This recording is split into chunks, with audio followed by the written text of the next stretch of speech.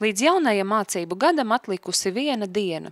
Laiks, kad pedagogi pārlaiž vēl pēdējo vērtējošo skatienu klašu telpām, grāmatu plauktiem un solu rindām, pirms tajos atkal atskanēs bērnu rosība. Diemžēl Madonas novada Sarkaņu pamatskolas skolotājiem un bērniem šis mācību gads aizsāksies citādāk nekā tam būtu jābūt. Skolā kopš jūnija un vēl līdz šim brīdim SIA CB veic ēkas siltināšanas darbus energoefektivitātes projekta ietvaros. Darbi ir manām iekavējušies, tāpēc Sarkaņu bērniem pirmā mācību stunda noritēs pagasta tautas namā. Viss mums ir skaidrs, kas notiks 1. septembrī. Žēl tikai nebūsim paši savā skolā, bet Kalnagravās mēs būsim mūsu pagasta tautas namā. Un 1. septembrī ar visām aktivitātēm, kas mums ir ieplānotas, tas notiks tur uz vietas. Un savā skolā atjaunotā mēs ceram atgriezties izremontētā 6. septembrī. Lai arī pedagogi ir izdomājuši, kā organizēt skolas darbu, līdz varēs uzsākt pilnvērtīgu mācību procesu, būvnieki devuši vien mutiskus solījumus, ka līdz 6. septembrim darbi tiks pabeigti. Mācību gads iesāks citādāks nekā parasti sakarā ar skolas remontu. Skolas remonts iekavējās, un mēs 1. septembrī nevaram ienākt skolā.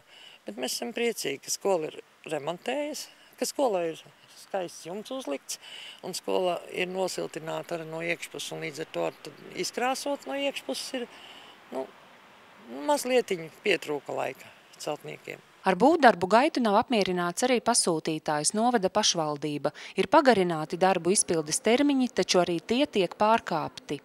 Tas, principā, jautājums ir celtniekam, kāpēc viņi nav pabeigti. Viņiem bija darbs jānodod līdz 30. jūlijam, tas netika izdarīts. Tad tika pagarināts līgums, kurš paredzēja, ka līdz 25. augustam ir jāsataisa logi un loga ēla iekšēja apdara, kas, cik zināms, šajā skolā nav izdarīts. Pašlaik pagājuši ceturtdien būvsapulcē celtnieku pārstāvs solīja, ka līdz 1. septembrim visi logi būs salikti, un par ailu iekšējo apdari runās vēlāk. Kad tas termiņš būs, es neņemos to apgalvot, pateikt precīzi. Un kā būvnieks vispār komentē šādu izveidojušo situāciju? Komentēja parasti ar to, ka apakšuzņēmēji, kur tiek nolīgti, ka tie nepilda savas saistības. Tāda ir parasti vienmēr šie komentāri. Vai tas tā ir vai nav, tas grūti spriest. Kā uzsver pašvaldības pārstāvis, turpmāk slēdzot būvniecības līgumus, tiks ievērtēti citi noteikumi, kas paredzēs termiņu kontroli arī būvniecības izpildes gaitā. Turpmāk līgumos, to jau mēs esam izdiskutējuši, kad liksim ļoti konkrēts piesaists pie laika grafika, nevis tikai pie pēdējās dienas, kad objekts ir jānodod, bet arī pie starp izpildes termiņiem.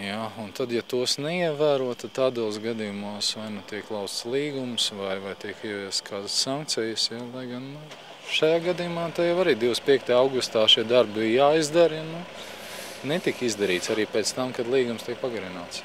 Energoefektivitātes projekts Madonas novadā paredzēts 24 mācību iestādēs.